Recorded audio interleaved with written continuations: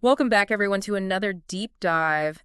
And today we are going to be exploring this idea of hope. Oh, yeah. And specifically, we're going to be looking at a story from the Bible, from the Book of Kings.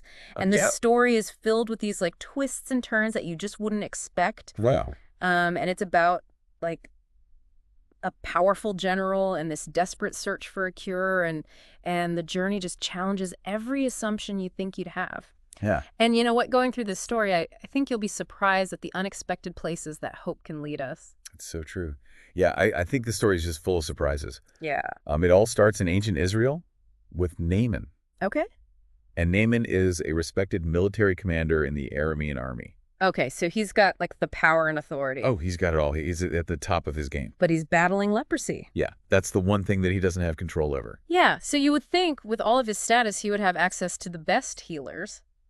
Right. You would think he'd have it all. He could just, snap his fingers. And... Exactly. But that's where this story throws a curveball. Yeah. It really highlights this like desperation that pushes Naaman in a completely unexpected direction. And that direction comes from the most unlikely of places. Oh, really? It comes from a young Israelite servant girl. What? Yeah, she had been captured during a raid. Yeah. And she tells Naaman's wife about this prophet in Israel named Elisha. Okay. And she believes that Elisha can heal Naaman. So hold on. A powerful commander is relying on this captive girl's knowledge. I know, isn't it ironic? And then on top of that, he's traveling to enemy territory for a cure. Yeah, talk about humbling. What must have been going through Naaman's mind? I know, it's really something to think about. This is a man who's used to giving orders. Yeah. And now he has to place his trust in someone he doesn't know. Right. In a land that's essentially hostile to him. And not only that, but he travels to the king of Israel first. Oh, really? Yeah, he's got lavish gifts and a letter from the king of Aram, really going all out, hoping for a cure. Oh, so he goes to the king before he goes to the prophet. Yes, exactly. Wow. And this throws the Israelite king into a total panic. Why? Well, he sees this as some kind of ploy. Oh. He's thinking, I can't heal anyone. This has to be a trap. So where does Elisha come in? Well, he hears about the king's distress. Okay. And he sends word to Naaman, and he essentially says, send him to me, and he will know that there is a prophet in Israel. Okay, so now Naaman is finally at Elisha's doorstep. Right. I imagine he's expecting some grand spectacle, a display of healing power. Oh, of course. Something worthy of his status. Yeah, but this is where the story takes its first, surprising turn. He gets a shockingly simple instruction. Really? What is it? Elisha tells him to wash in the Jordan River 7 times. That's it. And he'll be healed. He just has to wash in the river. That's all. No elaborate rituals, no pronouncements. Nope, just a simple act of faith. If I were Naaman, I think my jaw would have hit the floor. Naaman was offended, to say the least. I bet. He was expecting something grand, something that acknowledged his importance. Right. And instead, he's told to do something so simple, so seemingly beneath him. Yeah. And not only that, but I mean, he considers the rivers of Damascus far superior to this muddy Jordan. Oh, absolutely. It feels like his pride was wounded as much as his body. Yeah, he's looking for a solution that's worthy of his status, not a simple act of faith. So what do you think this tells us about the kind of hope he was looking for? Well, I think it reveals that Naaman's hope was initially entangled with his ego, with his sense of self-importance. Okay. He was hoping for a solution that would validate his status, not one that required him to humble himself. It makes you wonder how often we do the same thing in our own lives, right? All the time, I think. We search for those complex solutions when the answer might be right in front of us. Exactly. An answer that requires us to let go of our pride and our preconceived notions. I think that's a really profound observation. Yeah. Humility is often a prerequisite for true healing and transformation. Humility. Yeah. It's about recognizing that sometimes the most powerful solutions are the simplest ones. Okay. The ones that require us to surrender control and embrace something beyond ourselves. So does Naaman just wallow in his indignation? Well, that's the question, isn't Or it? does something shift within him? Because we know he ultimately finds healing. Right. But how does he get from this point of resistance to that breakthrough? That's the real power of this story. You're absolutely right. And this is where Naaman's servants play a pivotal role. Okay. They see the situation with more clarity than their master, Okay. and they urge him to reconsider. Really? They point out that if Elisha had asked him to do something difficult, he would have done it without hesitation. Yeah. So why resist this simple act What does he have to lose? It's a remarkable moment. It really is. These servants who hold a much lower social standing, Yeah. they challenge Naaman's assumption. They offer him a new perspective. Wow. They urge him to choose humility over pride. And does he listen? He does. He swallows his pride and he dips himself in the Jordan River 7 times. Okay, I'm on the edge of my seat. Does this actually lead to his healing? His skin is completely cleansed. Yeah. The leprosy vanishes and the skin becomes like that of a young boy. Wow. Talk about an unexpected transformation. It's truly remarkable. What was more healing for Naaman, the physical cleansing or the internal shift that allowed him to even attempt this? That's such a fascinating question. I think it was both. Yeah. The physical healing was undeniable, but the internal transformation was arguably more profound. Yeah, okay. It speaks to the power of surrender, of letting go of our ego's demands and embracing a solution that defies our logic and expectations. It's a reminder that sometimes the path to healing and transformation isn't about finding the most complex or impressive solution, Right. but about surrendering to a power beyond ourselves, Yeah. even when it seems illogical or counterintuitive. Exactly. And this is just the beginning of Naaman's transformation. I'm eager to hear what happens next because I have a feeling this story is about so much more than just physical healing.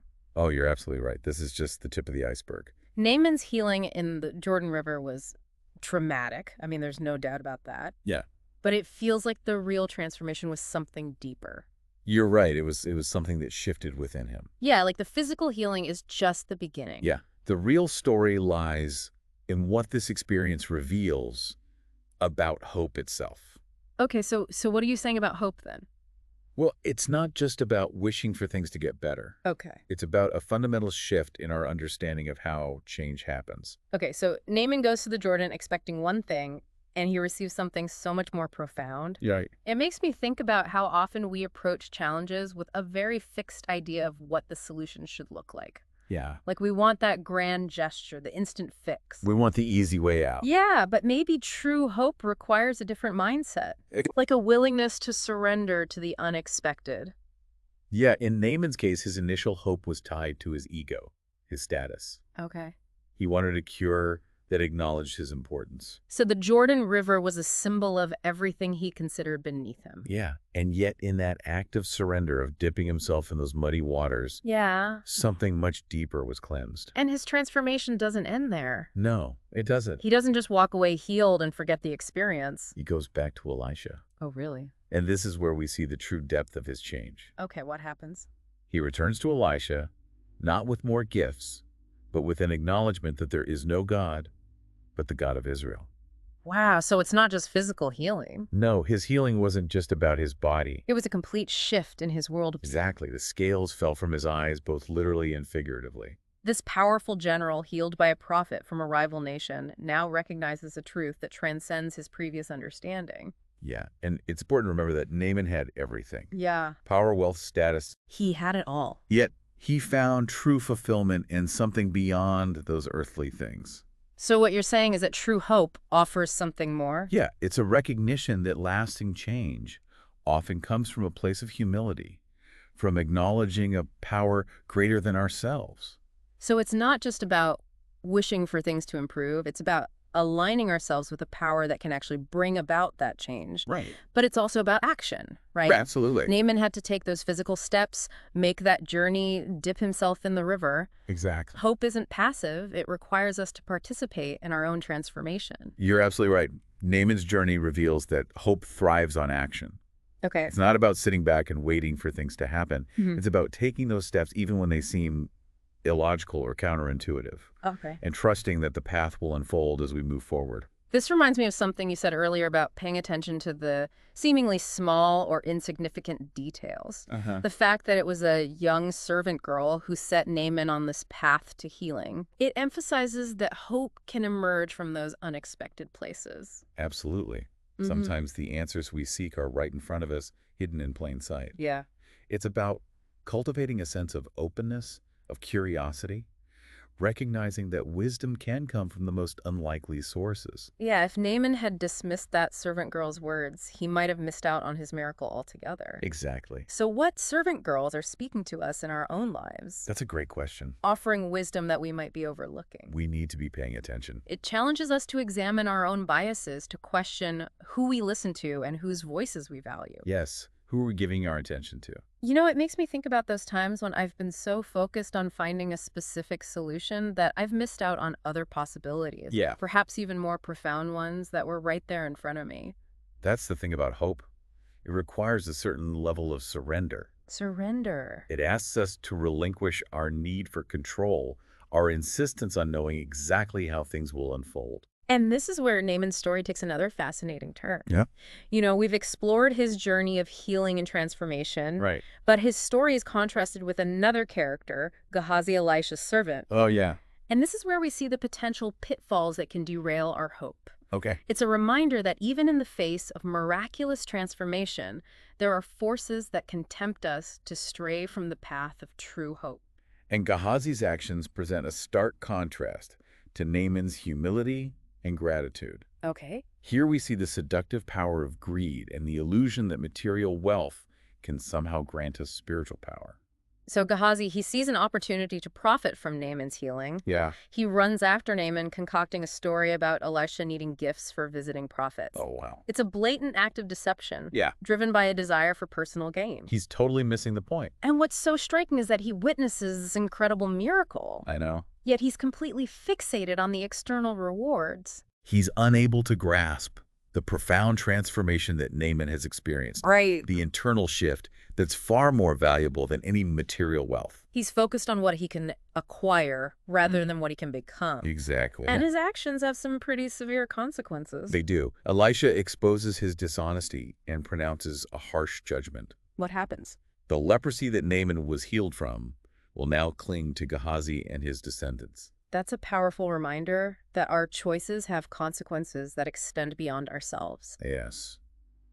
Gehazi's actions not only betrayed Elisha's trust, but also demonstrate a fundamental misunderstanding of the nature of true hope.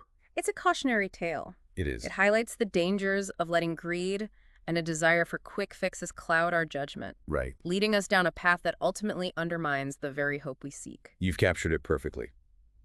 Gehazi's story serves as a stark reminder that true hope is not about amassing possessions, but about transforming our hearts and minds. We've journeyed with Naaman from the depths of despair to a place of healing and transformation. Yeah.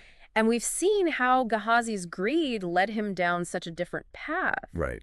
But the question that keeps coming back to me is how do we take these ancient stories and apply their wisdom to our modern lives? It's a question that resonates deeply. Yeah, how do we bridge that gap between these ancient narratives Right. and the real struggles we face in our own lives? How do we cultivate that same kind of hope that led Naaman to his breakthrough? Well, I think it starts with recognizing the parallels. Okay. Naaman was facing a challenge, a disease with no known cure. Right? He had to step outside his comfort zone, travel to a foreign land, and follow what must have seemed like utterly bizarre instructions. So are you saying that we all face those moments where we're confronted with challenges that test our limits? Yeah, absolutely. That force us to question everything we thought we knew? Yeah, and that's where the principle of humility comes in. Yeah, Naaman had to swallow his pride, set aside his expectations, and surrender to a process he didn't fully understand. And he had to let go of his need to control the outcome. Exactly. And this is where I think so many of us get stuck. Yeah. We want the quick fix, the easy solution. We want to know what's going to work out. Yeah, we resist that idea of surrendering control, of taking a leap of faith, especially when it seems illogical or counterintuitive. It's a natural human tendency. Yeah. We crave certainty. We want to know the outcome before we even take the first step. Right. But true hope requires a different kind of courage. What kind? It's the courage to embrace uncertainty, to trust that even when we don't have all the answers, there's a power greater than ourselves that can guide us. Guide us towards what? Towards healing, towards wholeness. You mentioned earlier that Naaman's Jordan River was his metaphorical place of healing and transformation. Yeah. It was something he initially resisted. Right. He perceived it as inferior. Yeah. What are our Jordan Rivers? Oh, it's a good question. What are the things that we resist the solutions that we dismiss because they don't fit our preconceived notions of what healing or success should look like. It challenges us to examine our own biases, to consider whether we're limiting ourselves by holding on too tightly to our own expectations. And it also challenges us to be more attuned to those whispers of wisdom that might be coming from those unexpected sources. You're right. Remember, it was a young servant girl who pointed Naaman in the direction of his healing. Yeah, it's easy to forget that. Are we open to receiving guidance from those we might perceive as less powerful or less knowledgeable? It's about who we're willing to listen to. Yeah, we live in a world that often prioritizes loud voices and bold pronouncements. Right. But sometimes the most profound wisdom comes from those who speak softly, from those who have been marginalized or overlooked. Yes. It's about cultivating a sense of curiosity and receptivity, recognizing that every interaction, every encounter has the potential to offer a piece of the puzzle. Right. We're trying to, and just like Naaman had to actively seek out healing, we too have to play an active role in cultivating hope in our own lives. It's not going to just come to us. Right. It's not a passive emotion that just washes over us. No. It requires effort, intentionality, a willingness to keep moving forward even when the path ahead seems unclear. It's about having the courage to act on our hopes. Yeah. To take those steps, even if they're small or uncertain. So embrace the journey. Yeah. Knowing there will be twists and turns. There will be. But trusting that we'll find our way. We will. And remember, true hope isn't just about achieving a specific outcome. Right. It's about the transformation that happens within us along the way. Exactly. Yeah. Naaman wasn't just healed physically, he was transformed spiritually. He developed a deeper understanding of himself. Yes. Of the world, of the power that healed him. Right. And that's the kind of hope we can all cultivate. Hope that doesn't depend on external circumstances, but on an inner strength that allows us to face challenges with courage, resilience, and a willingness to embrace the unexpected. I love that. Naaman's journey reminds us that hope, in its truest form, isn't about getting what we want. It's about becoming who we were meant to be. Yeah. And sometimes that journey takes us through muddy rivers and unexpected encounters, stripping away our pride and revealing a strength we never knew we possessed. That's beautiful. Thanks for joining us on this deep dive. It's been a pleasure.